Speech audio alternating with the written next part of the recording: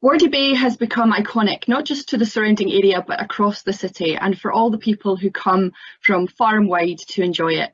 When I've been down there, it's been lovely to witness so much energy, and the wild swimmers, especially the Wardie wild ones, who deserve special mention for their fortitude and sheer grit for getting into the water in all weathers, but also just those who want to get out and about to escape the pressures of recent months. In talking to my ward colleague, Councillor Jim Campbell, about this motion, who I believe used to swim there when he was young, it seems like there may even have been things like changing rooms and a floating pontoon at one time. And it's clear from this that this has always been a jewel in Edinburgh's seafront crown. These days, however, the beach is teeming with biodiversity and is shown great love by a raft of volunteers that comprise Wardie Bay Beachwatch, a community-led group that both clean it and survey the marine litter that makes its way there. Data like this is vital to the work of the Marine Conservation Society to help improve the quality of precious urban blue spaces such as this. But volunteers also do this for the social interaction, the exercise, and the collective social and environmental benefits of supporting the beach. As the motion mentions, there has been an appeal lodged to the recent decision not to award bathing water status to Wardie Bay. This was concluded by a panel made up of a number of relevant agencies, including SEPA and Scottish Water. This has been a blow to the community who, having seen significantly increased numbers over the course of this year, which is, I believe, a key criterion to the award, are concerned that there is not the infrastructure in place to deal with this if it continues. There are a number of different landowners at Wardie Bay, one of which is the council. The opportunity for additional litter bins, for example, and assured council access to the beach to service these would be an important step in demonstrating CEC's willingness to do our bit to nurture this beautiful piece of public realm. I believe officers are currently looking at the option of a community notice board so that information can be provided for those who both know the beach well and don't. And a partnership has developed between the Botanic Gardens and a local primary school to grow more native plants on the grassy bits of the beach. There is also seafood in this part of our shoreline, which needs to be protected, not least in light of the public health emergency. And I believe Wardie Bay Beachwatch have also linked in with the Coastal Communities Network and the project team for the Granton Regeneration to enhance work already underway to preserve the ecological services benefits of Edinburgh's waterfront. It is vital that we don't overdevelop here, but simply build on these tireless joint efforts to literally shore up Wardie Bay as the invaluable asset that it is to our capital city. I hope that in passing this motion today, in response to the now 1,395 strong Wardie Bay for Bathing Water petition and campaign, details of which can be found in the wording of the motion, as a council we can show leadership in advance of the appeal panel being heard, and a commitment to play our full role in ensuring it's the cleanest and safest it can be for every living thing that thrives there.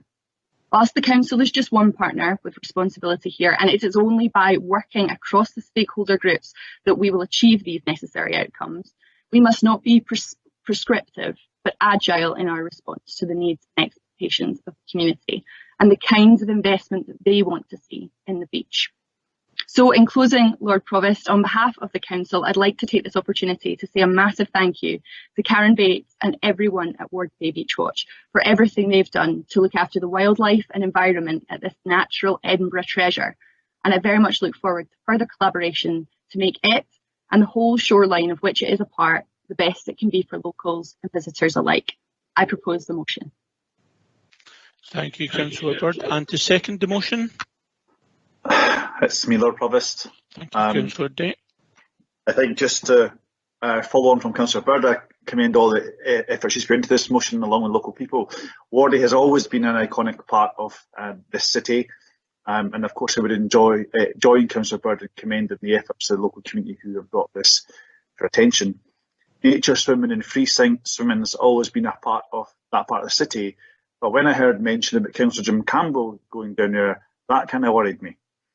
I suppose, as Councillor Bird has said, swimmers, walkers, families all enjoying the Wardie Bay for many, many years, and anything that the council can do to support their efforts and the other landowners across the north of the city, supporting that campaign group and other partners that will see Wardie Bay thrive even better than it's been doing for the many years, as Councillor Bird touched on. I would be really keen that we include this as part of our wider granting waterfront developments, and see that as we develop new homes and businesses in the city, we also provide a new beach and bay for people to enjoy as they have done for many, many years. I'm happy to second Councillor Bird's motion. Thank you, Councillor Day. And contributions, Councillor Gordon. Thank you, Lord Provost. It's an area that I know very well because I go there every single morning, just down the road from me. So I just wanted to commend the work of the Wardie Bay Beachwatch and their partners. I think it's a tremendous job they're doing. I support the appeal and the petition. I would hope people would take the time to look at that. I would welcome a report to Transport and Environment where the whole issue could really be properly discussed and debated, and contributions coming from the community as well. So I support the motion. Thank you. Councillor Osler. Thank you very much indeed, Lord Provost. One of the few positives of this year has been for me seeing the number of more and more of Edinburgh residents enjoying the natural resources that Edinburgh has to offer, because an awful lot of the time people might have gone away and might not know these things existed. And one of the other wonderful parts of this is actually seeing how many of them have actually got deeply involved in not only enjoying their natural habitat, but also working to try and improve it, to save it and improve it for others to use as well. So I would just like to say I'm extremely grateful to the residents of this area and to all those using this facility and towards Councillor Bird for bringing this forward. And I think it highlights one of the joys and one of the few positive benefits coming out of this year, as well as the individuals who've taken part in my own area in terms of Waterleaf and obviously the Pennant Hills and other areas too. It's a real chance for us to say thank you very much indeed to all these volunteers, all their assistance, and to actually support them in their endeavours. Thank you. Thank you, Councillor Osler. And Councillor Jim Campbell, the named Jim Campbell. Yes, Lord Provost, thank you very much. I feel like just for the benefit of council, I should just correct one thing. It was my father that went swimming in Wardie Bay when he was younger. Councillors will understand I am, of course, still young, and actually, to be honest, I do remember as a small child. You often used to walk and play in the sea there. But as I was explaining to Councillor Bird, I understand from my father that there was a rich history of people in pre-war and post-war using Wardie Bay for bathing and swimming, and people came from all over the city to that area, and facilities were on the breakwater at that time, and there was also a pontoon anchored that people would swim out to and then get on and dive off. So yes, it's wonderful that is being recreated, and I very much support the efforts of all the individuals who want to drive this forward. Thank you, Lord Provost. Thank you, Councillor Campbell. Councillor Laidlaw.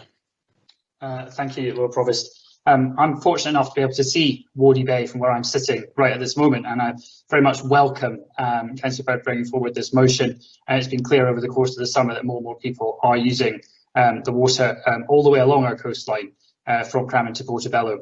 One of the other things I can see, though, from my window is signs from City of Edinburgh Council saying that shellfish in the bay may be contaminated, don't eat them. And I certainly, I've had numerous conversations with neighbours wondering about how safe it is to go into the water in Wardie Bay. And clearly that's not stopped a lot of people, and we all recognise the benefits of wild swimming. Certainly all the Portobello councillors know there's an active community there. But I think that additional clarity, as part of the pun, as to whether or not people should be going in the water, I think people, particularly with children wanting to go in the water, are quite concerned when they see that sort of signage. Is very much welcome. So I would like to see, obviously, the water quality to improve, but also the council be proactive in communicating what is safe and what is not safe. And if it is the case that those notices are out of date, perhaps they could come down as well. Thank you. Thank you, Councillor Laidlaw. Councillor Munro. Yeah, thank you, Lord Provost. I wasn't going to take part, but seeing as Jim Campbell said that he hadn't swam in there, I thought I would actually inform full council that I have swam there. And I won the Port of Leith Sea Swim Trophy there in 1975. It was the last year it was held in the water there. And I'm willing to actually fund a plaque as well if you want to go that far as well, Councillor Bird. But seriously, the reason it stopped in 1975 was due to the water quality. The reason it had been moved from the Port of Leith, where my dad won it in 1952, was that the water quality wasn't good. So the fact that we can actually try and do something about that to actually make it the resource that it should be for the people that are closest to it, I most welcome, heartily welcome. And if you want to get an idea how much it actually means to people there, I would actually urge people to have a look, because my neighbour's daughter, Alice Caldwell, has actually written a song for Wardie Bay and the people that actually work for it there. So have a look at that. Support the motion, and let's get something done about this natural resource, which could really benefit one of the most deprived parts of our city. Thank you.